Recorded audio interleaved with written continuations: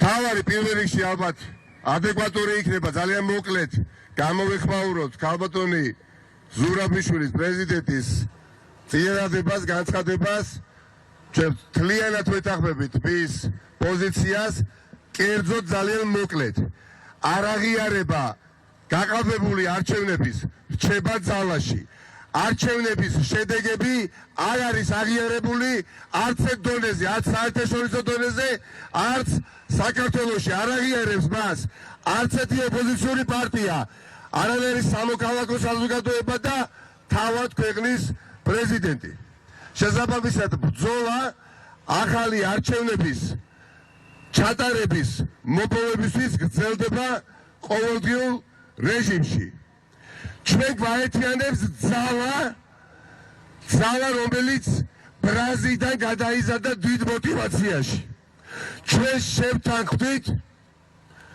მომავალზე იმ მომავალზე რომელშიც აქ მყოფი და მდგომი ათასობით ადამიანი და ასობით ათასი მილიონზე მეტი საქართველოს მოქალაქეს მომავალი დანახული აქვს ისეთი სადაც საქართველოს მოქალაქე განსაზღვრავს ამ სახელმწიფოს ბედს და არა ოლიგარქი და მისი კლანი შესაბამისად ჩვენს მიერ არის მიღებული კონკრეტული გადაწყვეტილება თქვენ გუშინ გახსოვთ ჩვენსგან მოისმინეთ რომ 24 საათის განმავლობაში გაგრძელდებოდა პროტესტი აქ უნივერსიტეტის მიმდებარე ტერიტორიაზე 8 საათიდან 8 საათამდე მაგრამ ჩვენ ამ პროტესტს უწყვეტ პროტესტს ვაგრძელებთ უნივერსიტეტის მიმდებარე ტერიტორიაზე იმ გათვლით და იმ მიზნით რომ ეს პროტესტი სულ უფრო და უფრო ძლავრი გახდება ბრძოლის მუხტი გაიზრდება და მიზანი და ამოცანა არ გიმალავთ გულწრფელად გეუბნებით არის შემდეგი რომ უახლოეს პერიოდში მთელი თბილისი მოცული იყოს პროტესტით არა მხოლოდ უნივერსიტეტის მიმდებარე ტერიტორია არა მხოლოდ ერთი კერა ბევრი ასეთი კერა უნდა გაჩნდეს და აქ თითოეულ ჩვენგანზე იქნება ბევრი რამ დამოკიდებული.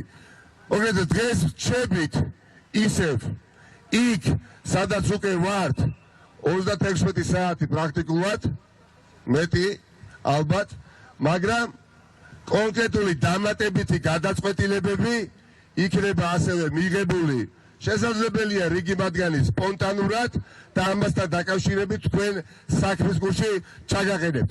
ერთი რამე შეგვიძლია გითხრათ თითოეულმა ჩვენგანმა ვინც თulis არაფრით განსხვავდებით თქვენსგან სრულიად გულწრფელად ვამბობ და სერიოზულობით. უბრალოდ იმას ვაცნობიერებთ რომ სულოდნავ მეტი პასუხისმგებლობა გვაქვს ჩვენს პოლიტიკოსებს ვინაიდან თქვენ ძობის მოტუმი ჩვენ მოგვანიჭეთ და რისკის გაწევა იქნება, გამბედაობა იქნება, ყველა მეტად უნდა გავწიოთ, მაგრამ გაცილებით მეტი ჩვენ, ვინაიდან ეს არ არის ჩვენი მხოლოდ პოლიტიკური ვალდებულება, ეს არის მორალური ვალდებულება ჩვენი, რომ ქვეყანა ავტორიტარიზმში არ ჩავაძირინოთ ბიძინა ივანიშვილს. მას მოუწევს უკან დახევა, მოჯადოებული წრე გაირღვევა. ნიშნულობაზე ნიშნულოვანია რომ ორი ნიშნულოვანი სტატუს-კვო შენარჩუნდეს პარალელურად ყოველდღიური ბრძოლისა.